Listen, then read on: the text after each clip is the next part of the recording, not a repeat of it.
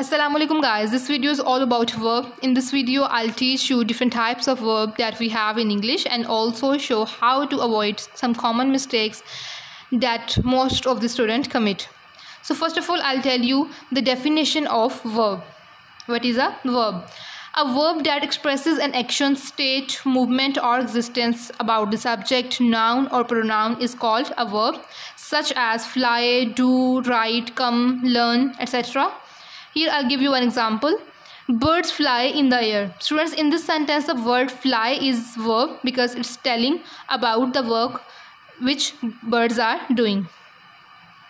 So now we will talk about the different kinds of verb. So let's start with the very first kind of verb, and that is state verb and action verb. Now question is here, what is difference between state verb and action verb? First of all we will talk about state verb, and it's also called stative.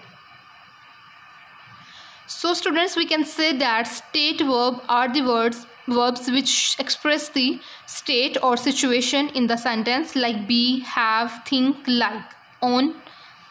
Here I have written a couple of examples. First one is I have a large family. In this sentence the word have is state.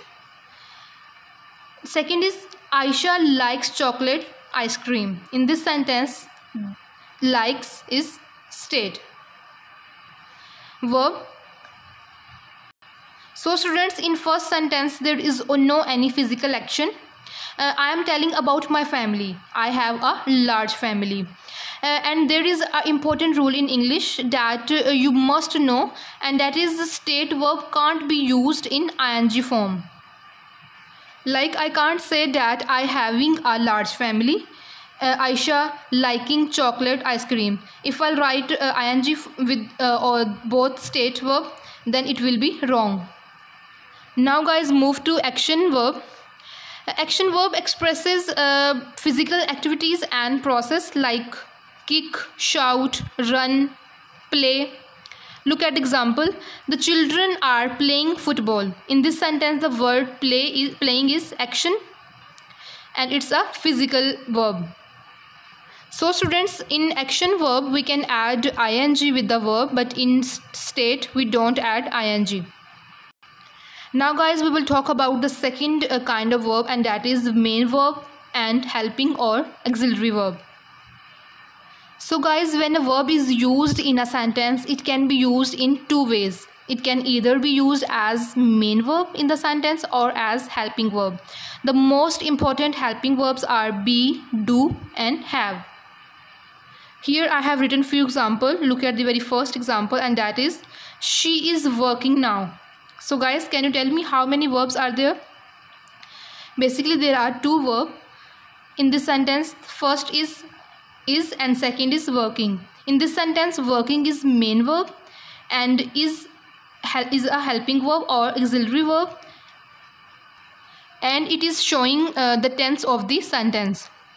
So students, helping verb are also the make the sense of the sentence like negative and interrogative. Now move to second. Do you play golf every weekend? In this sentence we have used do as a helping verb and it has made the sentence interrogative. Next is we have visited the UK 4 times. So guys, in this sentence we have used have as a helping verb. Now move to next example. We have car. In this sentence here I haven't used have as helping verb, but it shows the possession of someone, that they or we have car. So guys, there is another type of helping verb, and that is modal, like can, could, may, might, will, would, shall, should and must. Students, modal help us to express mood in a sentence. Now question is here, what is mood? Mood means attitude of the speaker, and modal also express the ability as well, like my sister can play guitar. In this sentence can is modal and we can say that it's helping verb and it shows the ability of my sister. Second is you mustn't smoke here. So guys, in this sentence we use must not to make the sentence negative, which tell us that it is not allowed to smoke here. Now guys, move to third kind of verb, and that is regular or irregular verb. Students, in English only verb have tenses like present, past and future. And to make the tense, we change forms of verb. And do you know how many forms are there? Basically there are 5 forms. First is infinitive, present, past, past participle and ing. So first of all we'll talk about regular form. Cook is a regular form. Infinitive is to cook. In present we will write cook or cooks, and in past we will write cooked. In past participle, cooked as well, and in ing, when we will add ing, it will become cooking. Now we will talk about irregular form, and that is infinitive is to go, its first form go, and in present we can use go or goes. In past we can use went, not goed, okay, because it's a irregular form. In past participle, that is gone, and in ing form it will become going. So guys, third one is read. In present we can write read or reads. In past we will write read. Spellings are same but the pronunciation is changed. In past participle is also read, and when we will add ing, it will become reading. So students, past participle form is used in some tenses, in conditional sentences and in passive voice. Now guys, move to fourth kind of verb, and that is transitive or intransitive verb. Now question is here, what is difference between transitive verb and intransitive verb? So first of all we'll discuss about transitive verb. Transitive verb is just a verb, always takes an object. So students, what do you mean by object? In grammar, an object is a noun or pronoun that receive action. So guys, we can say that a transitive verb is a verb that denotes an action which passes over from the doer or subject to an object. Now move to example. The child kicked the ball.